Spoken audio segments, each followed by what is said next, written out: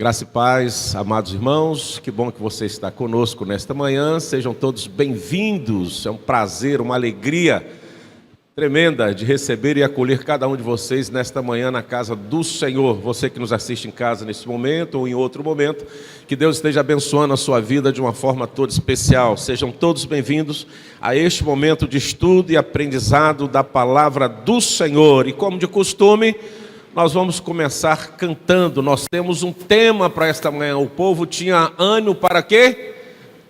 Vamos lá, igreja. O povo tinha...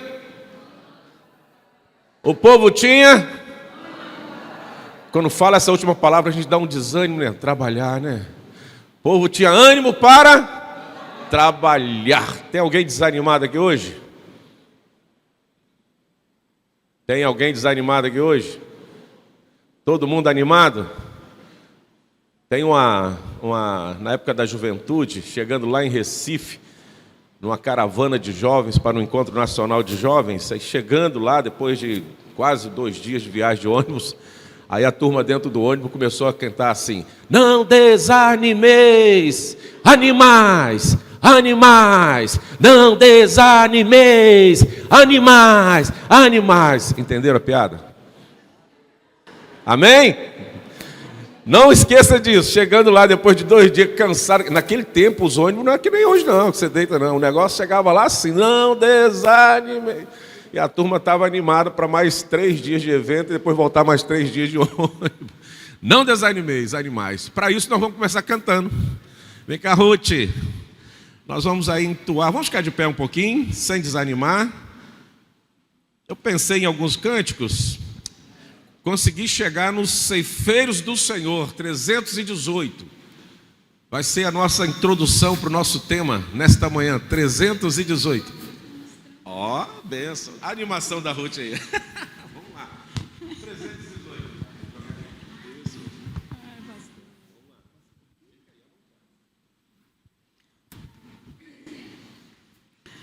Irmãos, vamos começar um pouquinho, esperem aí. A voz está horrível, né? Mas fazer o quê? Esse hino, ele tem uma voltinha no coro dele. Então, preste atenção. Os que esperam no Senhor renovar-se-ão. A gente costuma cantar: os que esperam no Senhor renovar. Entendeu? Então ele tem uma voltinha. Os que esperam no Senhor renovar-se-ão. Igual o hino que os meninos cantaram no louvor, né? Achei um bom amigo. A gente começa assim: achei um bom amigo. Ele não é, ele é: achei um bom amigo, Jesus o Salvador dos milhares escolhido para mim. Ele é a luz do mundo, né? E a gente pega direto. Mas é as manias que a gente pega, né? E vamos acertando. Então nós vamos começar do coro, para que eu não tire muito baixo lá, porque não temos música aqui, né? O início do hino. Então nós vamos começar do coro, tá?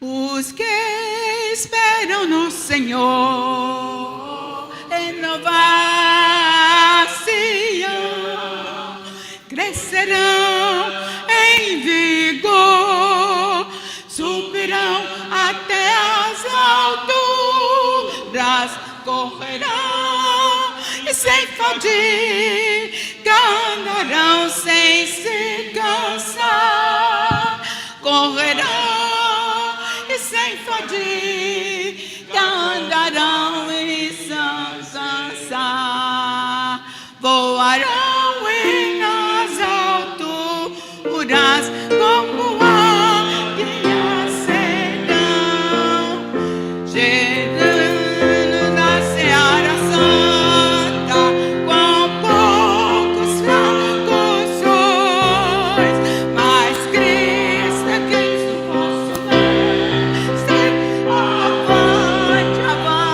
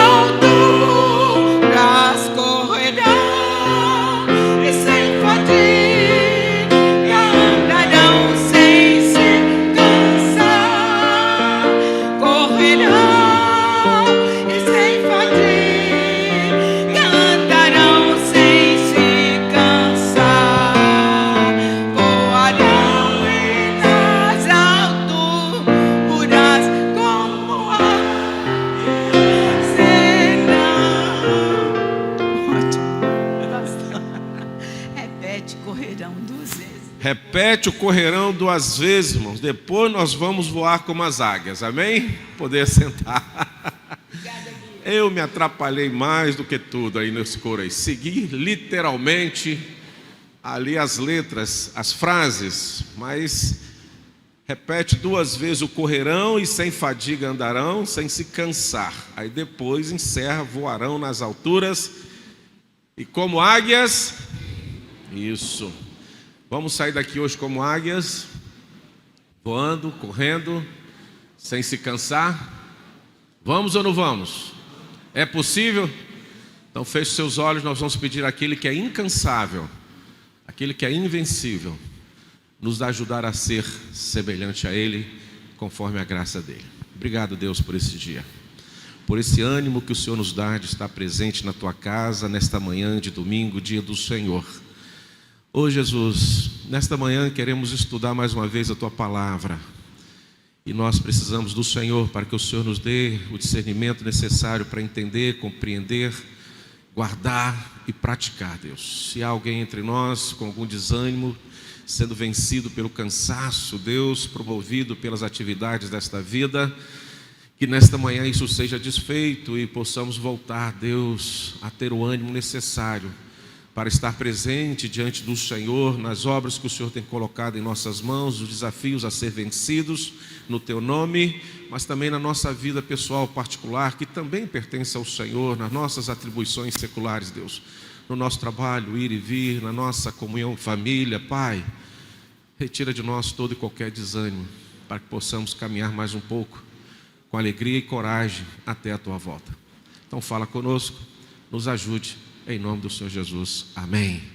Abra a palavra do Senhor lá em Neemias, apenas esse versículo. Todo o contexto que queremos, irmãos, está aí no capítulo 4 de Neemias. São 23 versículos.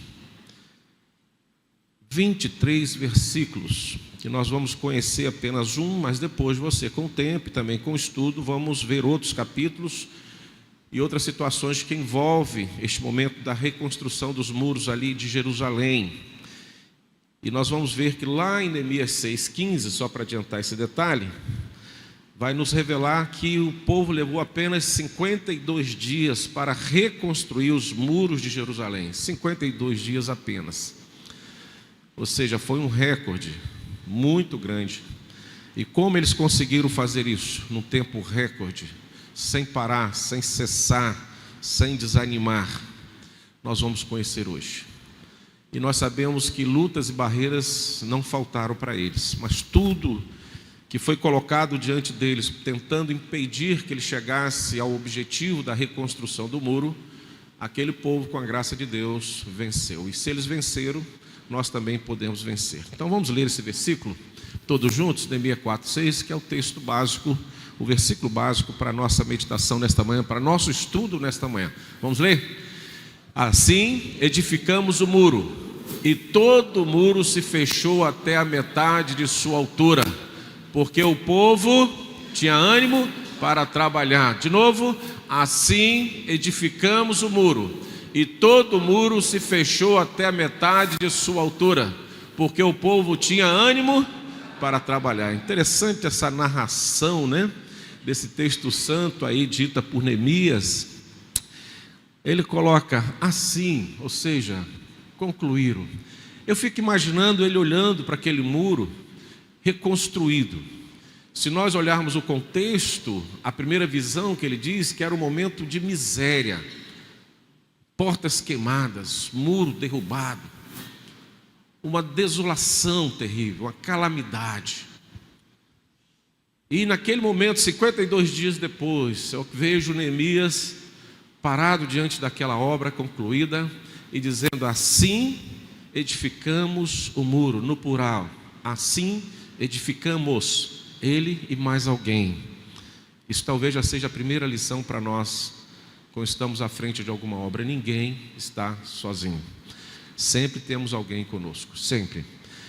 E todo o muro se fechou até a sua metade, ou seja, ele vê a obra concluída, e ele vai mais uma vez ressaltar aí, pontuar o motivo pelo qual aquela obra foi possível construir, porque o povo tinha ânimo para trabalhar. Ânimo. Tive a curiosidade de procurar lá no hebraico o que significa essa palavra ânimo, e eu tive uma surpresa muito grande. Significa coração. Coração. Não sei se a pronúncia é correta, porque eu não falo, hebraico, mas tudo leva a crer que, transliterado ao português, a pronúncia é leth, ânimo em hebraico, ou seja, coração. O que isso significa nesse texto e contexto de Neemias? Primeiro, quando este ânimo acontece no nosso coração, o nosso coração está diante de um desafio e somos animados e colocamos o coração na obra, podemos ir lá no Novo Testamento e perceber que aonde está o seu coração está o seu tesouro. Então, traduzindo aí, simplificando, o coração do povo, com o coração de Neemias, estava na obra. E uma vez que o seu coração está na obra, o que acontece? Vai acontecer a determinação, e junto com essa determinação, uma disposição interna, que não é vulnerável, é invulnerável. É uma barreira que você tem para qualquer tipo de oposição àquele momento que você precisa praticar. Além da determinação e disposição interna, esta palavra nos leva a perceber que há uma motivação para agir, há um motivo. Então o texto mostra que o povo não apenas trabalhava, mas fazia isso com o coração comprometido e animado. Eles tinham um motivo, envolve paixão, envolve envolvimento pessoal, individual.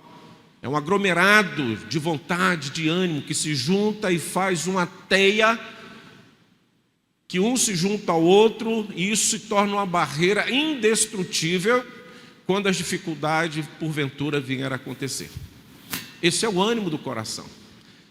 É um comportamento e um sentimento indestrutível, porque tem um significado e tem um porquê desse ânimo. Primeiro, o ânimo desse povo não estava pautado na pessoa de Neemias. O ânimo desse povo não estava pautado em, quem sabe, reconstruir a beleza e a segurança dos muros de Jerusalém, refazer uma obra dos seus pais. Não. O ânimo deste povo estava no Senhor, no seu Deus.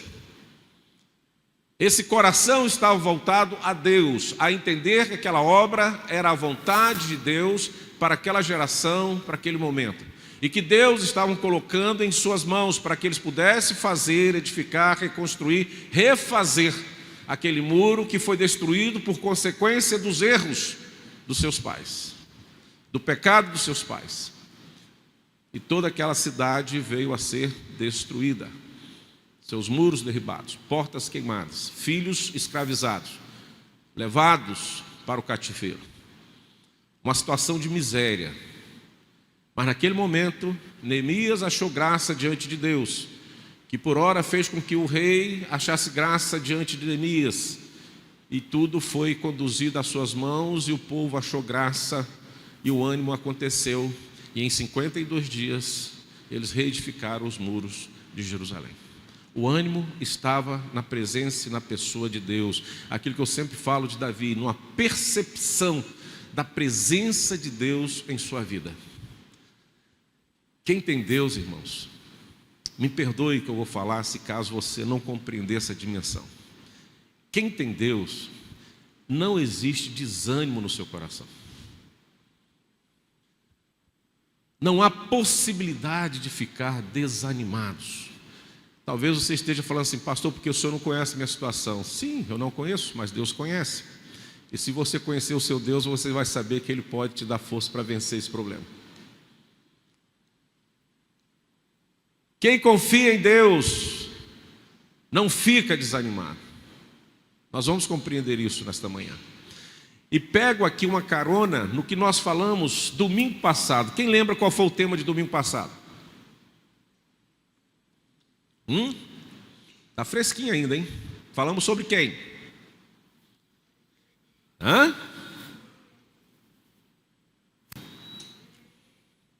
Quem? Não, então não foi domingo passado, domingo retrasado, desculpe. Domingo passado foi Eliseu, nós estamos já no último domingo. Ei, Jesus. Desculpe, perdão, irmãos. Quem lembra do nosso último tema aqui? O Eliseu falou domingo, envelhecendo. Também tem que ter ânimo, né, Eliseu, para envelhecer, né? Ou não? Eu costumo dizer que os velhos só fica velho, ou estão velho, quem é forte. Então, se você algum dia alguém te chamar de velho, fala assim, graças a Deus, sou velho porque eu sou forte. Só isso. Aí, para quem sabe ler, já entendeu a resposta, já fica, opa, deixa eu parar por aqui, né? Principalmente se esse questionamento vir de alguém que ainda não é velho. Só é velho quem consegue ficar velho, quem é forte, né? E vamos caminhando assim. Mas quem lembra do nosso último tema aqui? Inesperado. E diante de lugares inesperados, tá colando, mas é isso. Santo Google. A graça de Deus em lugares inesperados, e diante de lugares inesperados vão encontrar pessoas inesperadas. Qual é a personagem? Raabe. Vocês lembram aqueles 3 versículos pequenos, que era o texto básico, de como Raabe relatou como estava o povo de Jericó quando ouviu dizer do Deus de Israel? Como é que eles estavam? Eles estavam? Medo. A palavra lá é desfalecido, desanimados. Então veja bem, o povo de Jericó ficaram desanimados, ou seja, o que eles perceberam? Não tem como vencer o Deus de Israel, é impossível vencer o Deus de Israel, então estamos derrotados, estamos desanimados, desfalecidos. Então o desânimo é para quem não tem Deus, não crê em Deus. Este sim, em toda e qualquer situação vão ficar desanimados, desfalecidos, caídos, prostrados, chorando, resmungando, murmurando, culpando alguém, culpando alguma situação, porque não tem a base, a fé nesse Deus. Ao contrário disso, é a outra máxima de uma verdade. Quem tem Deus, aí chegando agora o nosso tema de Neemias e aquele povo, eles tinham ânimo, porque eles tinham confiança em Deus, e conheciam o seu Deus, e sabia que através do seu Deus poderia vencer. Então o desânimo não era uma verdade nos seus corações. O desânimo tem um lugar no coração daqueles que não creem. Eles desanimam fácil, perdem a esperança fácil. Traduzindo, perde o chão. Não é isso que nós falamos? Perdi o chão, caí, não tem base. Agora, quem tem Deus, tem chão, tem rocha, permanece na rocha, sente as dificuldades, chora nas dificuldades, mas não desanima, porque sabe que a qualquer momento, no tempo de Deus, quando Deus chega, tudo se acerta. Eu fico imaginando, por exemplo, se José do Egito tivesse o desânimo. Primeiro, quando seus filhos, seus irmãos te jogam numa cova lá, num poço. Não obstante, vendem ele como escravo.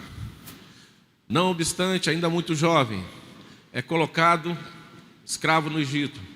Não obstante, depois é preso e esquecido nas masmorras. Depois ultrajado por uma mulher, volta de novo à masmorra.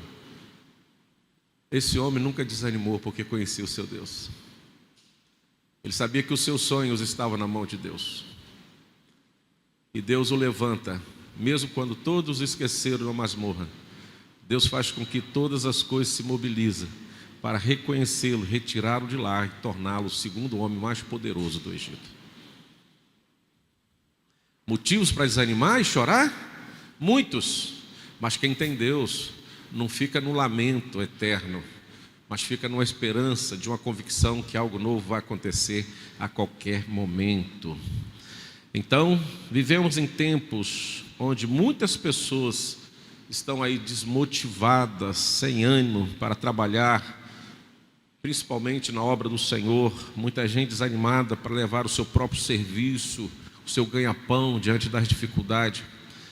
E muitas vezes as pessoas estão desanimadas com a sua própria existência, sua própria vida, desanimados, parados. Neemias, com esse texto, vai nos ensinar que mesmo diante, irmãos, de grandes desafios, e os desafios existem, mas eu costumo dizer que os desafios existem para ser vencidos, para quem crê em Deus. Mesmo diante que nós vamos ver de grandes oposições, e sempre vamos ter oposições, todos os personagens bíblicos, todos os homens e mulheres de Deus, toda a história cristã sempre revela alguém como opositor das obras de Deus, da vontade de Deus na sua vida. Pode ser alguém distante, pode ser alguém numa distância mediana, mas pode ser alguém que está do seu lado, pode ser alguém que coma do pão e beba do cálice como nós bebemos e comemos. Não é assim que aconteceu com Jesus? Então a oposição sempre vai acontecer.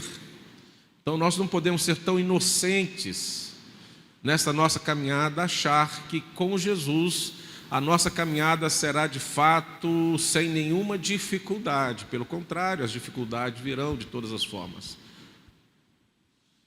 Às vezes com muita violência, às vezes com muita força, às vezes de forma suave, como venenos em pequenas gotas, que uma gota só é suficiente para te matar, te provocar terríveis efeitos colaterais. Sempre vamos ter oposições. Não é novidade na vida cristã. Mas sempre teremos a bênção de Deus e a continuidade de Deus sobre nós. Então o povo conseguiu reconstruir os muros de Jerusalém porque tinha disposição, alegria, estava animado, tinha fé suficiente, necessária em Deus. Então o que nós podemos aprender com essa história para a nossa caminhada cristã, para a nossa vida cristã? Eu destaquei 3 pontos, talvez 4 se der tempo hoje, tá? Vamos caminhar assim. Primeiro eu queria que vocês lessem comigo o versículo 17 e 18 do capítulo 2 de Neemias, versículo 17 e 18. Abra aí, por favor. Vamos conhecer a primeira realidade.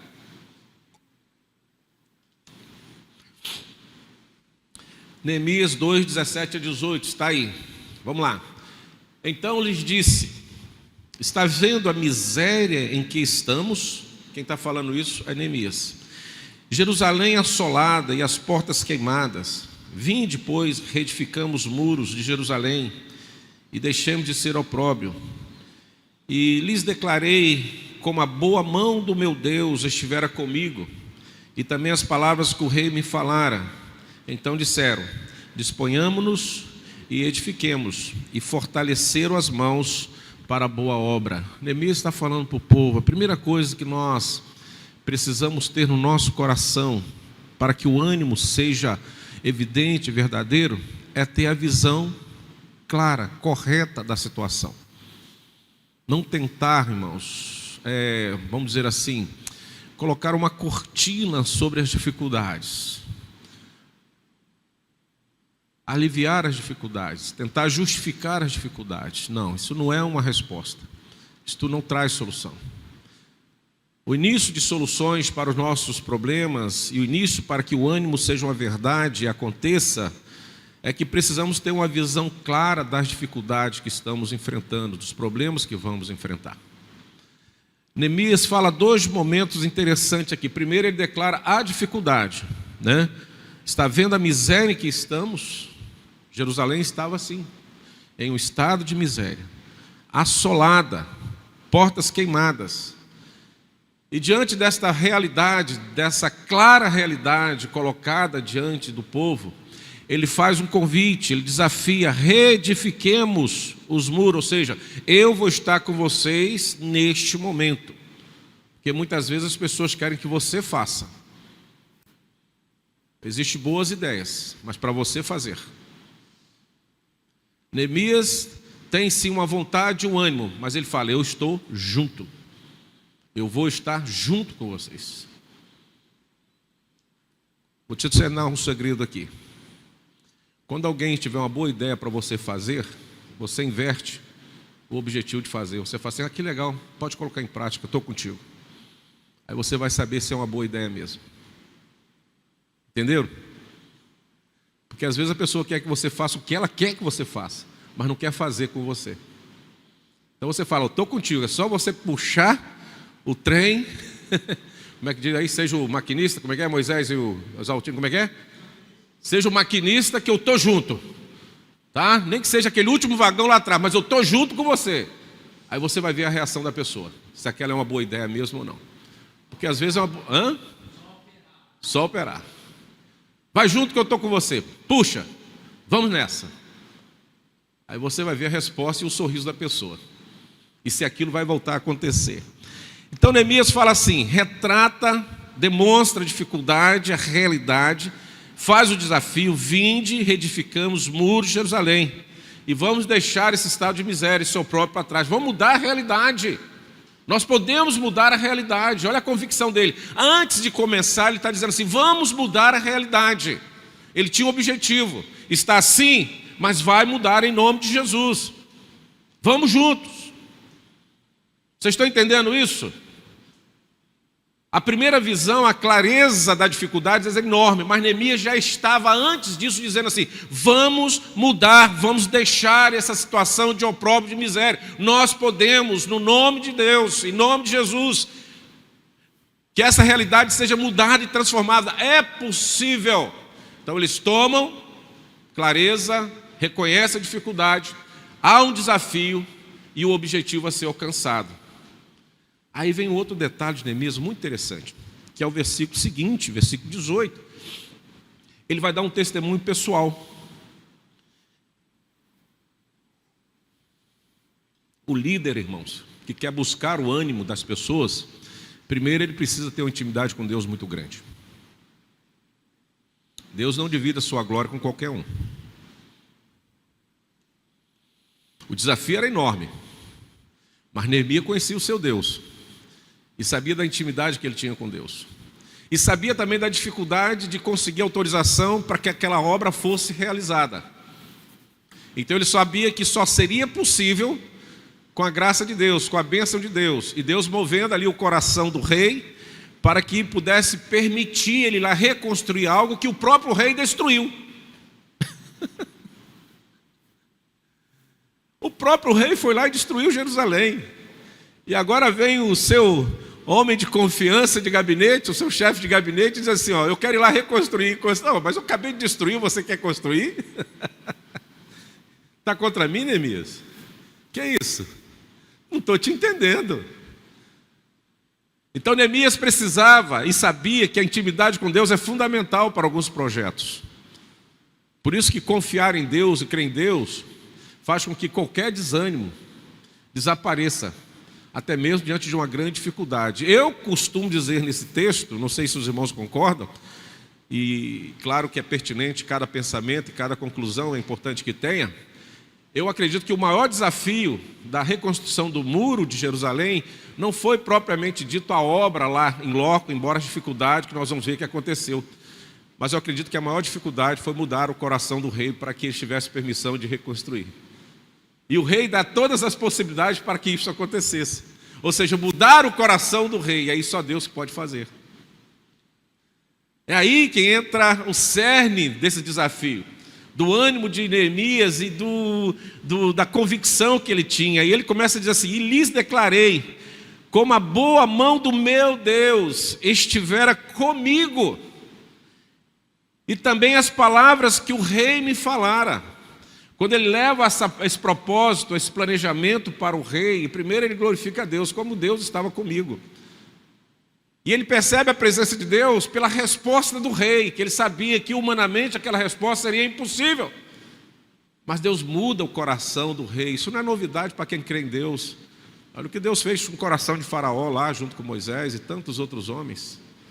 Quer sejam homens que são nascidos para fazer a obra de Deus, quer seja que homens são nascidos para ser opositores da obra de Deus. Deus tem o controle desses corações sempre. Ninguém resiste a Deus, irmãos. Ninguém pode resistir a Deus. Como a boa mão do meu Deus estivera comigo, e também as palavras que o rei me falara.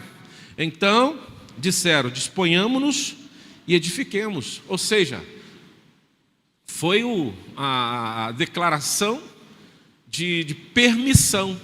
Quando o rei falou: vai, o que você precisar, estou contigo. Ele não pensou duas vezes: é de Deus essa obra.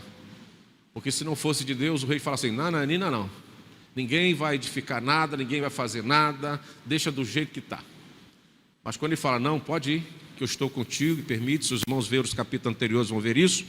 Então, fortaleceram as mãos para as boas obras. Agora é conosco. Vamos fortalecer as nossas mãos. Eu quero te dizer uma coisa: Davi é tremendo nas suas composições de salmos, quando ele reconhece que Deus tem um domínio tão perfeito sobre ele, que ele chega a dizer assim: é ele que adestra as minhas mãos para a batalha. Gente, eu acho isso aí profundo, profundo. Eu cito sempre alguns irmãos habilidosos aqui, o Homem-Aranha lá, o Samuel, com extrema habilidade, o Moisés, o Zaltino, o Eliseu aí é um artista, mas a esposa dele é maior, tá? Só fala o Eliseu. O Franchub em atas, em situações, e vai as irmãs aí, a regente, nas orações, no conhecimento, nas decorações. Vocês têm habilidade em salas de aula, são destaques nos seus trabalhos, são pessoas habilidosas, e às vezes nós somos levados a um ego e dizer assim: eu sou fera. É Deus que te coloca com essa habilidade para fazer o que você faz. Davi sabia disso. Se você lê, quem está lendo a Bíblia aí de Gênesis Apocalipse, nós estamos nesse desafio, né? Já está chegando o segundo domingo de dezembro, tá, irmão? Só quero avisar, já está chegando, está aí. Quero ver, hein? Está chegando, hein? Está chegando, hein? Fevereiro já foi. Nós vamos ver lá que Deus escolhe um homenzinho lá para trabalhar o ouro e a prata para o tabernáculo lá, para a arca. Ele escolhe um e fala com ele: agora você vai treinar esse e esse também, para que eles sejam habilidosos juntos a vocês. É Deus que dá o dom, que Deus dá o talento. Fala lá com Moisés: é fulano e ciclano que eu quero, e ele vai fazer isso, isso, isso, seu discipulado para a obra. E você é esse. Você é essa pessoa que Deus te deu dom e talento, não só para você viver e ganhar o seu pão, mas que você também usa esse talento na obra de Deus, na obra do Senhor. Senão a sua caminhada é uma caminhada meio capenga, né? O meu reino, tudo. Mas o vosso reino, não vou pensar. Então tem alguma coisa errada com a nossa fé, com aquilo que Deus colocou em nossas mãos. É tempo ainda de restaurar essa obra e se colocar à disposição e fazer o que Deus tem colocado nas suas mãos, porque dom e talento você tem, é só colocar. Então, antes de iniciar a reconstrução, Neemias apresentou ao povo a necessidade de restaurar Jerusalém e os motivos com as palavras de fé e encorajamento. Então, muitas vezes nos desanimamos porque não temos uma visão clara do que Deus quer fazer em nossas vidas. E quando entendemos o propósito de Deus, o ânimo renasce e somos impulsionados a agir. Essa é a motivação pela qual aqueles homens, aquelas famílias, aquele povo foram motivados para fazer a obra. E eu faço uma pergunta aqui: qual é a situação da Igreja Presbiteriana da Glória? Como é que estão as portas da Igreja Presbiteriana da Glória? Como é que estão as paredes, os muros? Como que está o ministério da Igreja da Glória? A obra do Senhor nesta localidade?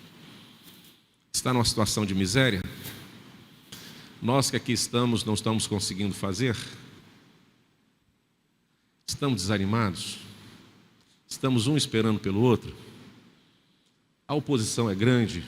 as dificuldades são grandes, trabalhadores poucos.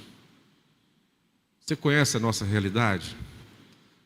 Você sabe que nós tivemos apenas uma pública profissão de fé e batismo no ano passado, com 3 pastores e 2 congregações e uma sede? Apenas uma publicação de fé e batismo? E aí? Como é que estão os nossos muros? O que nós podemos fazer? Será que Deus esqueceu de nós? Será que Deus não tem olhado para nós e dizendo assim, olha, eu quero que vocês venham reconstruir os muros da IPB da Glória, as portas? Essa é a realidade nossa. Olha as dificuldades que estamos vivenciando. Uma situação de energia aí que já está durando um ano, que a gente não consegue resolver, e não é falta de empenho da igreja nem do conselho. Projeto caríssimo, mas dependemos de terceiro, de quarto, de quinto, e estamos aí aguardando e está difícil.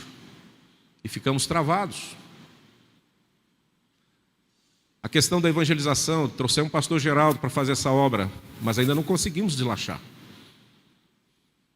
Trouxemos um missionário para isso, de excelência. Mas o que está acontecendo com a gente? O que está impedindo a obra missionária desta igreja, nesta localidade? Ah, pastor, nós somos bons em missão. Sim, lá fora. Lá na África, lá na Janela 1040, lá na Bolívia, lá em Portugal. Está tudo em dia com os nossos missionários lá. Creio eu que deve estar sendo próspero, embora a gente não receba relatório detalhado de quantas pessoas se converteram lá. Mas acredito que não é muito não. É muito pouco. Mas e nós aqui? Como é que nós estamos? E o que precisamos fazer? Essa é a nossa realidade. A igreja completa 48 anos agora. Tivemos um momento na sua história de um ápice grande, momentos difíceis, lá em cima, lá embaixo. E agora, estamos vivendo este momento.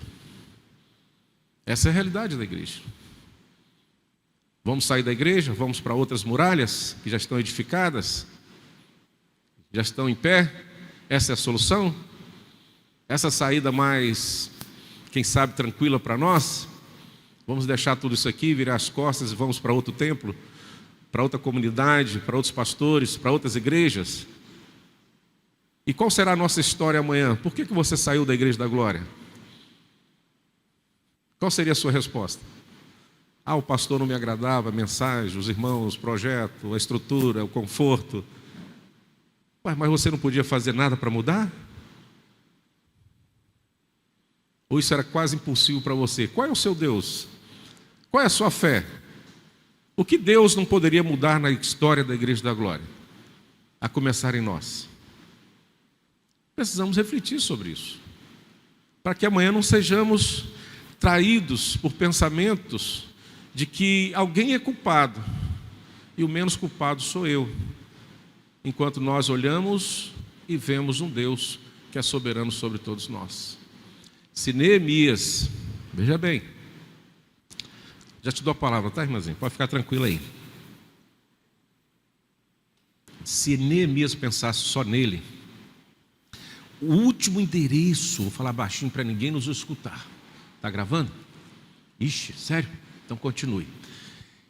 Se Neemias fosse um cara assim, sem compromisso com Deus e com a obra do Senhor, o último endereço que ele queria ir e ver e conhecer seria Jerusalém. Por quê? Porque voltar para Jerusalém seria um trabalho desgastante, como nós vamos ver aqui. E sabe o que ele fazia no palácio? Ele não tinha problema nenhum. Tinha conforto. Não corria risco. Era honrado. Ele não precisava voltar para Jerusalém. Mas ele voltou. Por quê? Porque ele sabia do seu compromisso com Deus diante do seu povo. Ele tinha uma boa cama, boa alimentação, bem servido. Estava no auge da sociedade. Mas ele preferiu descer lá em Jerusalém, no lugar de miséria, e reconstruir o muro. Deus precisa de você, você sabia? Que é através de você que as obras são feitas, que a vontade de Deus é feita. Fala, Magali.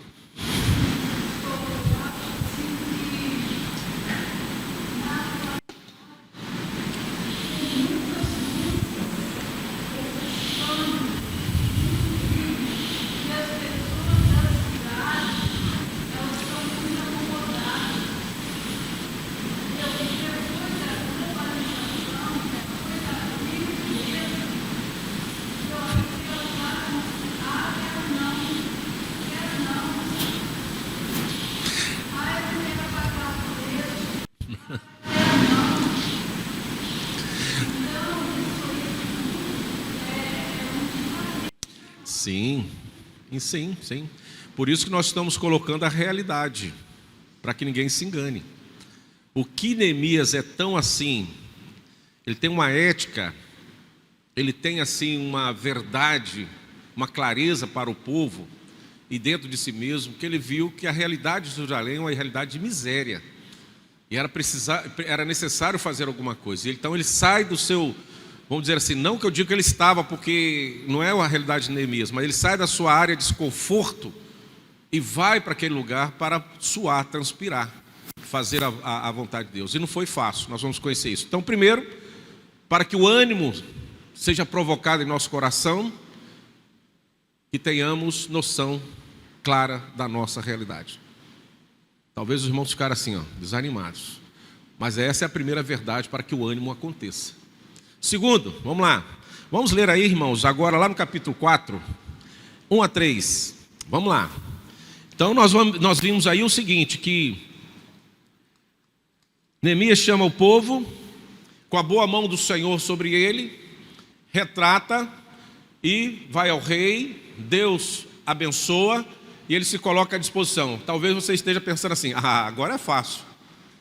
O mais difícil ele venceu, que era a autorização do rei. Agora mamão com açúcar, vamos fazer a obra. Por que eu falo isso antes de ler o texto? Porque, meu irmão, veja bem, deixa eu fazer uma pergunta e ilustrar para você. Pensa aí. Pensa aí. A sua casa está com a porta quebrada, destruída. Você, por algum motivo, não consegue fazer. Mas alguém de fora mostra a sua realidade e se junta com outras pessoas, e fala assim: vamos consertar a porta da casa, da sua casa. O que isso poderia gerar no seu coração e no coração de todas as pessoas que te conhecem e sabem das suas limitações? O que geraria no coração dessas pessoas? Não sei se eu fui claro, mas vamos ver.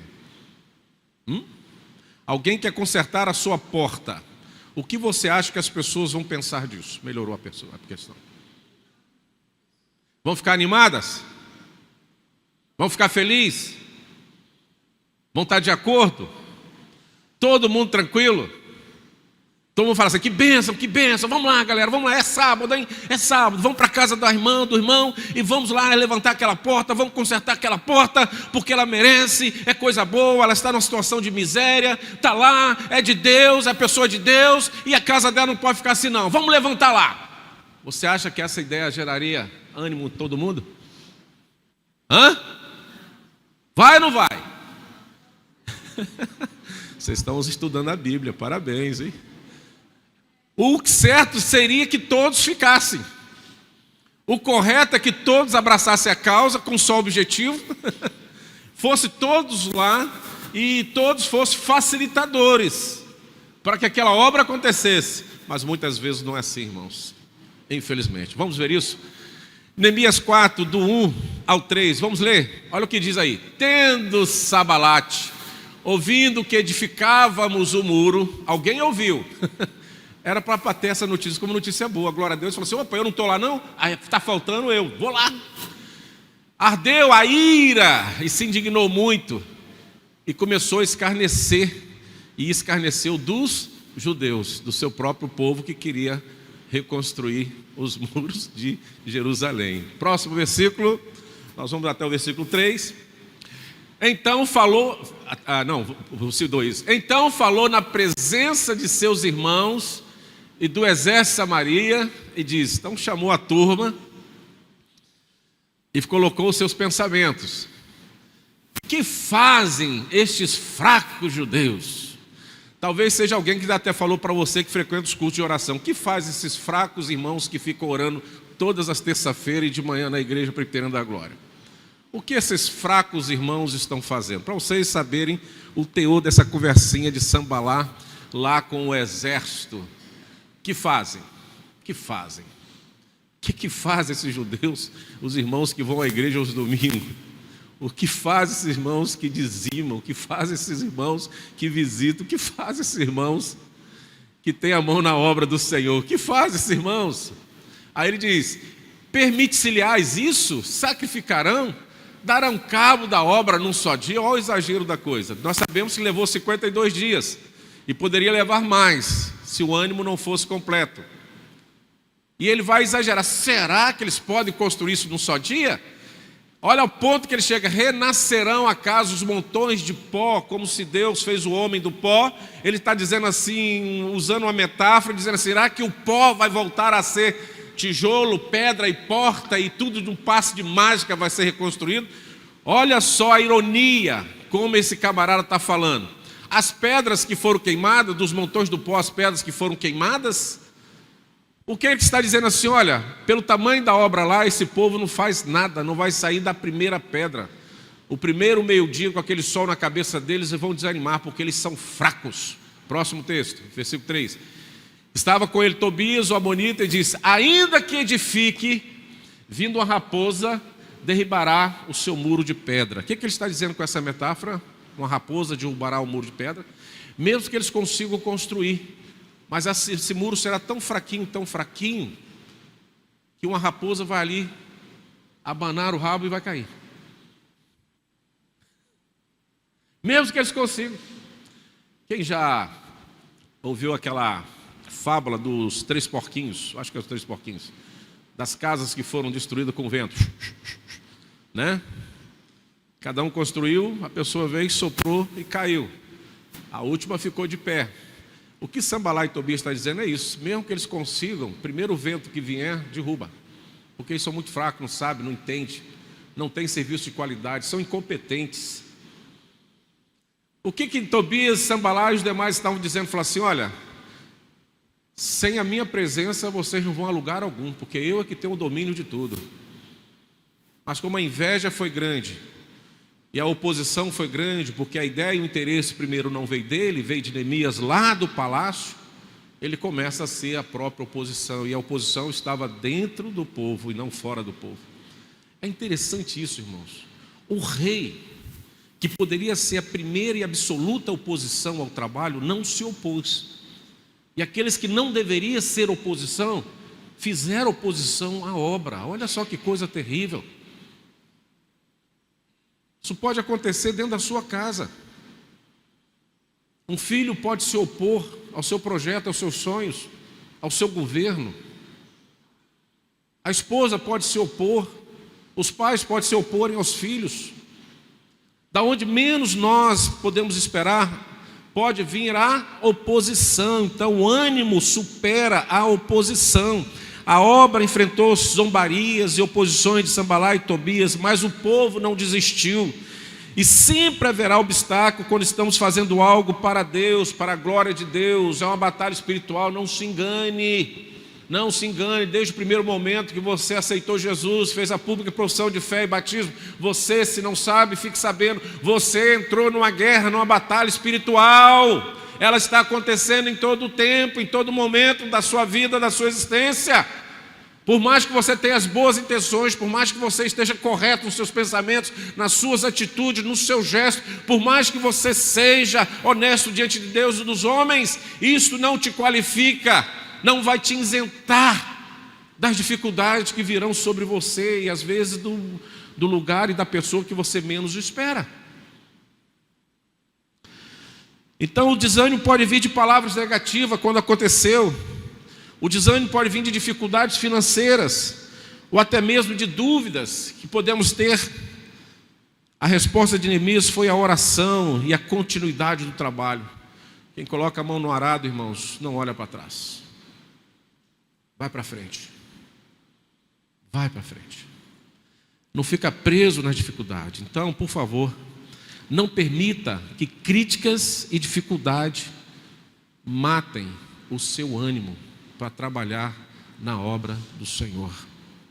Mantenha o foco no propósito de Deus na sua vida. Não permita que críticas e dificuldades que porventura estiver diante do seu caminho, na obra do Senhor, venha desanimar você. Venha parar com os seus objetivos. Não importa a sua idade, não importa o seu dom ou o seu talento. Obstáculos, perseguições, críticas todos nós vamos receber. Não foi diferente ali com Neemias e o povo. E como eles começaram a vencer isso? Agora vamos para o capítulo 4, versículo 13 e 14. Eles tomaram realidade com clareza do problema, enfrentaram as dificuldades, mas o ânimo está lá. E como foi o seu esforço para vencer tudo isso? Neemias 4, 13 e 14. Então vamos lá, versículo 13 e 14. Então pus o povo por famílias, olha bem, por famílias, nos lugares baixos e abertos, por detrás do muro, com as suas espadas e suas lanças aos seus arcos. Versículo 14. Inspecionei, dispus-me e disse aos nobres, aos magistrados. Eu gosto dessa frase. Neemias está falando primeiro com quem? Os nobres do povo, aos magistrados. E aí? Aqui nesse grupo aqui, quem são os nobres? Quem são os magistrados aí? Quem são as elites da igreja? E quem é o resto do povo? O que eu quero dizer sobre isso? Que ele chamou todo mundo. Ninguém ficou excluído da obra. Os ricos, pobres. A linguagem bíblica não é simples, direta. Ele chama, ele relata aos magistrados, ao resto do povo. E fala a mesma palavra: não os temais, porque tantos nobres, magistrados e o restante do povo vinham sofrendo o quê? As agressões, as dificuldades, os ataques dos opositores da obra. Não importa a sua classe social, todos nós enfrentamos dificuldade, irmãos. Quando o seu objetivo é claro diante de Deus, em atingir e fazer a vontade de Deus, você, por mais que tenha currículo, por mais que tenha conhecimento, por mais que tenha habilidades, e por mais que você seja destaque pelo seu gesto e atitude na sociedade, você também será alvo. Ninguém escapa dos opositores, são ervas daninhas. E tem um instrumento diabólico que é a língua. O que Tiago fala da língua?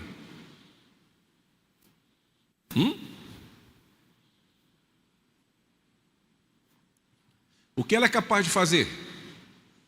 Destruir todo o corpo. Botar fogo em tudo. É ou não é? Ó, desse tamanhozinho. Mas o estrago que ela faz é gigantesco. E a sua sede é insaciável. Ela é uma metralhadora de mentira, de oposição, de questionamentos, que atira para todos os lados, porque o objetivo é claro, é desanimar, é prejudicar, para que depois a exaltação seja para ela.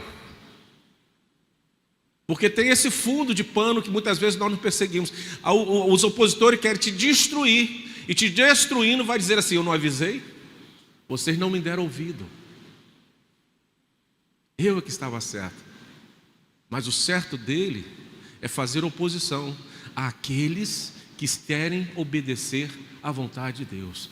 Não os temais. Aí vem aquele que eu falei no início, Anny. Lembrai-vos do Senhor. Vamos lembrar de Deus, irmãos, o que Deus já fez por nós, na história desta igreja, na sua história, na sua vida. Deus continua sendo o mesmo.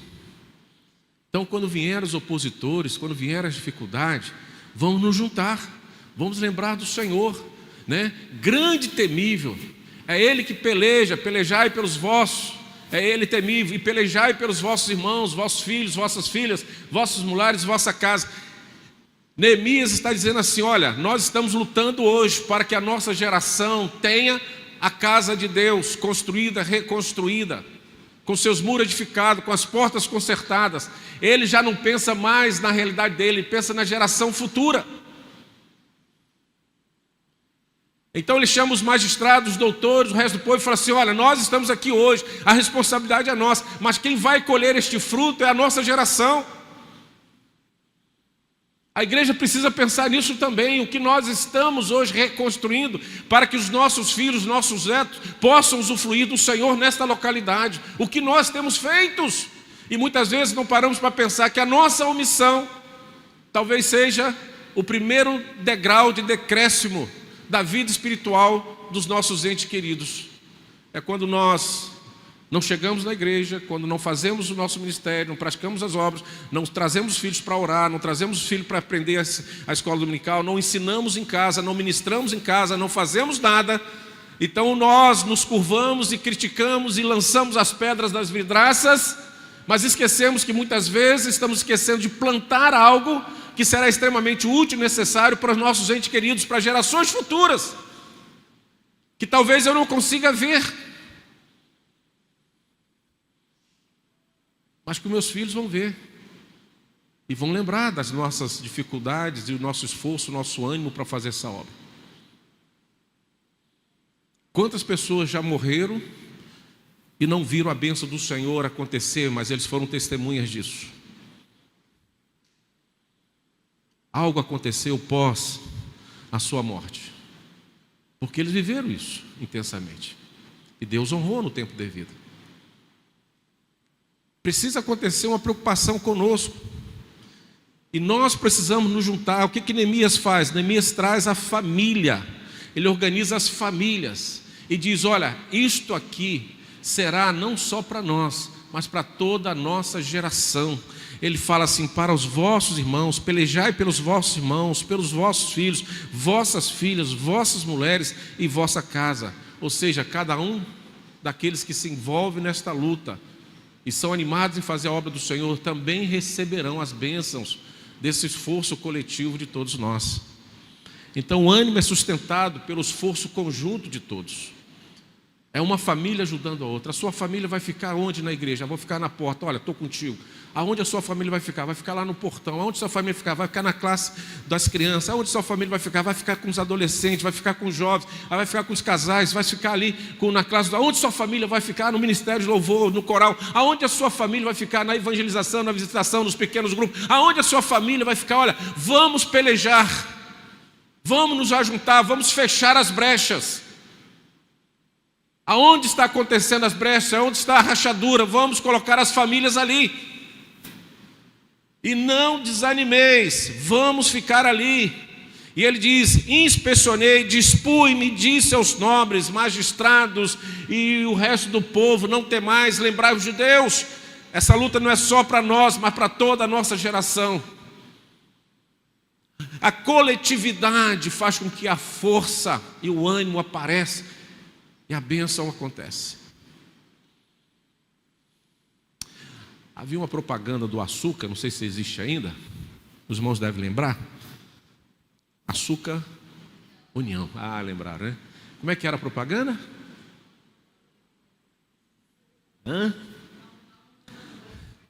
A união faz a força.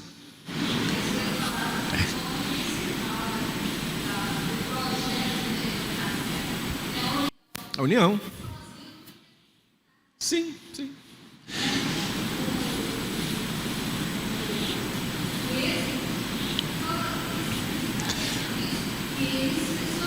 Exatamente, coordenando, estando ali, e todo mundo desempenhando a sua função com êxito. As dificuldades foram vencidas, a obra foi concluída. A união de todos. Exatamente, a história é grande, né? Com a arma na mão, a lajota na outra, a pá, a colher, e um ajudando o outro, e um vigiando, o outro orando, e as coisas foram acontecendo. Irmãos, eu quero lembrar à igreja o seguinte, que a vida cristã não é uma carreira solo. Não é uma carreira solo. Não é. Porque se fosse uma carreira solo, Jesus estaria até hoje aqui pregando para nós. Mas ele teve o seu tempo, ministrou, escolheu, capacitou, trouxe as ferramentas necessárias para nós darmos continuidade, que é a obra do Espírito Santo em nós, a presença do Espírito Santo, o Pentecoste já aconteceu. E colocou nas mãos das famílias a responsabilidade de restaurar e fazer e dar continuidade às obras do Senhor. É nossa. Aonde a sua família pode ficar? Em que parte do muro a sua família pode ficar? Qual a obra que a sua família pode fazer? E você não precisa lembrar do pastor, de Neemias, não. Neemias está dizendo, lembra de Deus. Lembra-te do Senhor, né? Não os temais, lembrai-vos do Senhor. E coloque a sua família na brecha, para que os inimigos, os opositores, não venham impedir o crescimento desta obra que Deus quer fazer. É através de nós, apesar de nós, mas é através de nós que Deus quer fazer. Então Neemias organizou o povo para que cada um trabalhasse em uma parte do muro, uns protegendo os outros. As obras de Deus avançam quando há unidade, cooperação. Precisamos nos apoiar mutuamente na igreja, na nossa vida cristã. E se um desanimar, o outro fortalece, né? Se somos dois, se um cair, o outro ajuda a levantar. Não é assim que a Bíblia diz? Não é uma carreira solo, irmãos. Se você está vivendo de uma forma individual na igreja, procure agora a coletividade. Se a sua família está isolada na igreja, procure a coletividade da igreja, procure envolver nas obras da igreja. Caminhe, ore, esteja pronto a servir. Não desanime o outro, pelo contrário, anima, né? Lembra lá da musiquinha do jovem chegando em Pernambuco? Não desanimeis, animais. Vamos para frente. Você está ajudando a fortalecer alguém? É uma pergunta. Ou precisa se aproximar de irmãos para ser fortalecido? Duas perguntas. Você está fortalecendo alguém? Ou você precisa se aproximar de alguém para ser fortalecido? E eu quero encerrar dizendo que o ânimo é renovado pela fé e oração. Capítulo 6, versículo 9. Estamos encerrando. Com muito ânimo no coração, viu? Capítulo 6, versículo 9. Porque todos eles procuravam atemorizar-nos, dizendo, as suas mãos largarão a obra, e não se efetuará. Agora, pois, ó Deus, fortalece as minhas mãos. Neemias, quando viu que a oposição era grande, quando eles viram que muitos procuravam provocar ali desânimo, terror, dizendo que as mãos deles iriam largar a obra pela metade, que não iria concluir a obra, ele faz a oração, ó Deus, fortalece as minhas mãos. Quando os inimigos tentaram amedrontar Neemias, Neemias orou, agora pois, ó Deus, fortalece as minhas mãos. A verdadeira força para continuar, irmãos, vem de Deus. Então, se você está desanimado, alguém desanimou, alguém está te provocando a parar a caminhada, faça essa oração tão curta de Neemias. Agora, pois, ó Deus, fortalece as minhas mãos. Quem confia no Senhor e recebe ânimo novo todos os dias, é aquele irmão que ora, que busca a presença de Deus. Então, precisamos buscar força na palavra e na oração. E aí, cabe-nos uma pergunta à igreja: como está a sua vida de oração? Nós temos buscado a força devida em Deus, temos nos fortalecido em Deus. Neemias e o povo conseguiram reconstruir os muros porque tinham ânimo para trabalhar, porque esse ânimo estava centrado no coração. Esse ânimo veio da visão clara, da superação da oposição, do esforço conjunto e da fé exclusivamente em Deus, e Deus do impossível. Então nós temos um grande desafio para os dias de hoje aqui na IPB da Glória. Você está desanimado em alguma área da sua vida? Você está desanimado em alguma área da nossa igreja? Hoje é o dia de renovar seu ânimo em Deus e continuar a obra que Ele colocou em suas mãos. E que possamos dizer como Neemias, vamos ficar de pé, capítulo 2, versículo 20. Vamos ler juntos essa oração e assim estaremos encerrando este momento. Neemias 2, versículo 20. Você está desanimado em alguma área da sua vida? Você está desanimado em alguma área da igreja, em algum ministério? Hoje é o dia de renovar seu ânimo em Deus e continuar a obra que Ele colocou em suas mãos. Neemias 2:20, todos juntos? Então lhe respondi: o Deus dos céus é quem nos dará bom êxito. Nós, seus servos, nos disporemos e reedificaremos. Vós, todavia, não tendes parte, nem direito, nem memorial em Jerusalém. Deu ruim para os opositores. Vamos ler de novo? Conseguiu entender o que Neemias falou no final? Vamos lá? Então lhes respondi aos opositores: o Deus dos céus é quem nos dará o bom êxito. Nós, seus servos, nos disporemos e reedificaremos. Vós, todavia, não tendes partes, nem direito, nem memorial na IPB da glória. Ó, ó, ó. Qual das duas partes você está nesse versículo? No primeiro ou no segundo? Na primeira parte do versículo, nós, seu servo, nos disporemos e reedificaremos. Ou você está nessa segunda parte, parte final? Todavia, vós, todavia, não tendes partes, nem direito, nem memorial em Jerusalém. Reflita sobre isso. Busque em Deus o ânimo que você precisa para dar continuidade a essa obra. Não pare. Grandes coisas o Senhor tem feito por nós. E outras mais Ele fará através de você. Através de nós. Em nome de Jesus.